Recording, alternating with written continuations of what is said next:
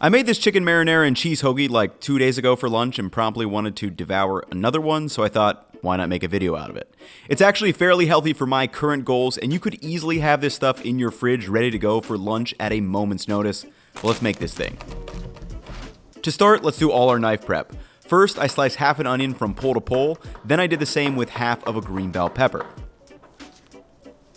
Once those were done, I also got the sandwich toppings ready, which were some sliced up romaine lettuce and then a bunch of pepperoncinis. So these peppers will provide a ton of acidity and a little bit of spice, which is going to help balance out the cheese in the sauce. Pickled onions would also be good here too, if you were wondering. With all the veggies chopped, we're going to thinly slice some chicken breast. And you could do this with any meat, ground meat or beef if you wanted to, obviously, but I'm trying to make this fairly high protein. And I like slicing it really thin here so it's kind of easier to chop up while it's cooking. Once sliced up as thin as you can, I sprinkled over some salt, a little bit of MSG, some oregano, garlic powder, and red pepper flake before mixing that all together.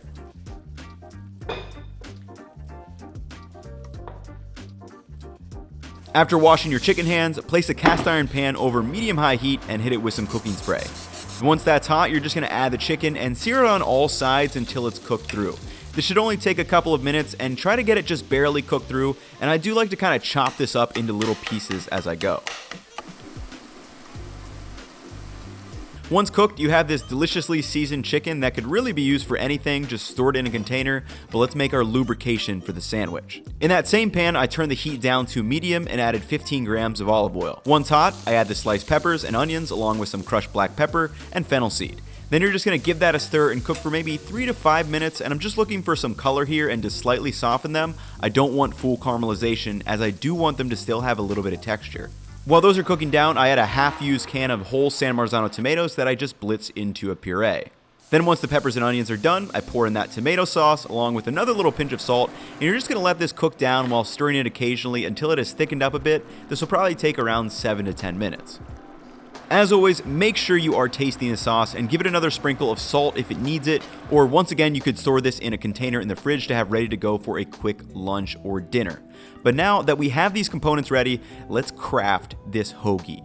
First, set the oven on to broil, and meanwhile, we're going to grate up about 80 grams of mozzarella cheese and add 14 grams of Parmesan Reggiano and mix that all together, and this will be plenty enough for 2 sandwiches.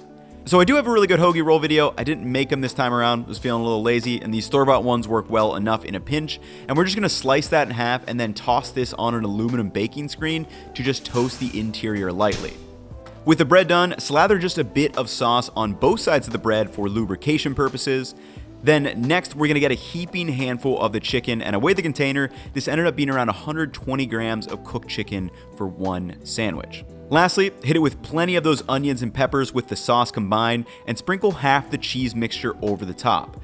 Then toss the entire thing under the broiler to melt, and when that beauty rolls out of the oven, hit it with a bunch of these sliced pepperoncinis, again, absolutely necessary for this sandwich, before hitting it with some thinly sliced lettuce. Now, a nice touch after it comes out of the oven, you can actually wrap this up and it will help steam that bread a little bit. And I did one wrapped and one not wrapped. Both are still very, very delicious.